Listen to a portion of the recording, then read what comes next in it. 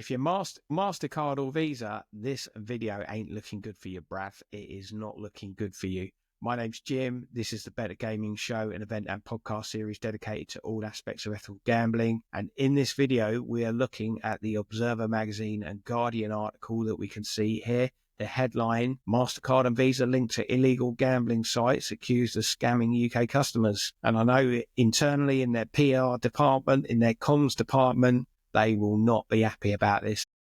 So let's dig into the article. Mastercard and Visa are processing payments for illegal gambling websites accused of scamming UK customers. And the investigation found that there were 9 websites targeting UK customers with deals for casino, games and live sports betting. Visa was also offered on 2 of those sites. So Mastercard were on 9 of the sites and Visa were on 2. Both were profiting from the arrangements, earning a small fee, and the cards company linked to unlicensed sites are revealed in the wake of an investigation coordinated by Investigate Europe. Well done, Investigate Europe, for shining a light on this. One customer was left after losing about £60,000, and another pursued an operator in the German courts after losing more than £200,000. Those who run these casinos have stolen my life, he said. The 9 websites operating in the UK do not hold a gambling license, which you are required to by law, but appear in search listings and are promoted on social media.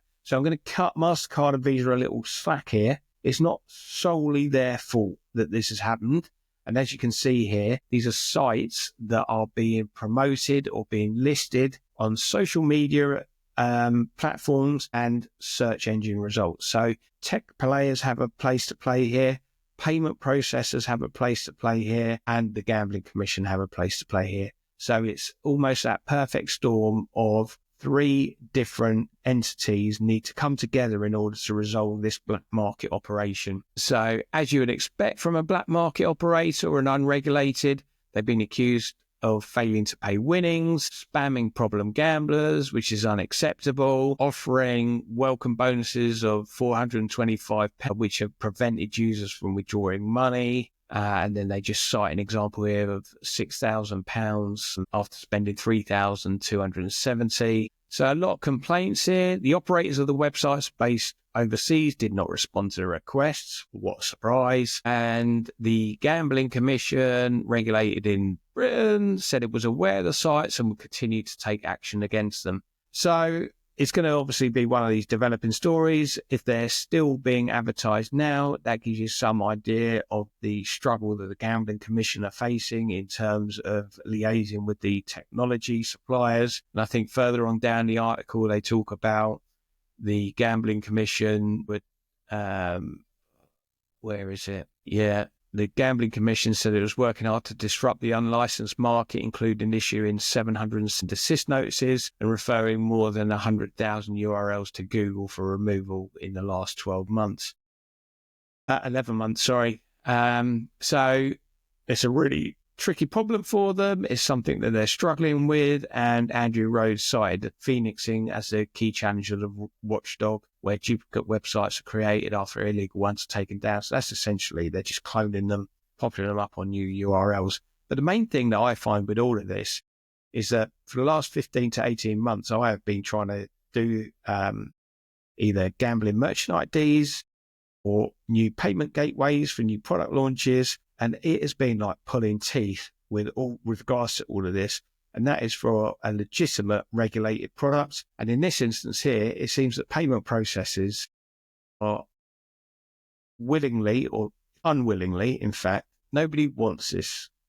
But what's happening here is that regulated, responsible people are following the rules, like my day job, and really struggling to get compliant products, whereas other people in the black market with illegal and linked to payment tool called Payment IQ embedded in the web gambling websites. The payment orchestration tool is widely used by businesses in high risk sectors to route transactions via different financial institutions, maximizing the chance of them being approved. And French payment services company Worldline, which owns Payment IQ, said It was a neutral software solution that did not control customer funds or process payments. Payment IQ has no responsibility for ensuring that scheme rules and the acquiring partners of the merchants fulfill their obligations. So a complete hand-washing exercise there by them, doing a Pontius Pilate, nothing to do with them, Gov, look the other way, and we'll just take our small percentage on that. That said, what's to stop regulated companies using that if they're struggling to get their payment IDs and their gateways through? Nothing. So doesn't it make sense for the payment processors and the payment providers like Mastercard and Visa to start getting a little bit serious with dealing with regulated either gambling operators or charities that are operating within the gambling environment, as well as getting tough on the black market? It seems like they're getting tough on the people that are doing things compliantly and responsibly and letting it, run free in other sectors. That's something that they need to sort out. Interesting article. We'll be following this to see whether there's any follow-up from Mastercard and Visa. If there is, I will do the right thing and I will see what they say. And I will cover it and see what their response is. That's all for now. Have a great evening and I will see you in the next video.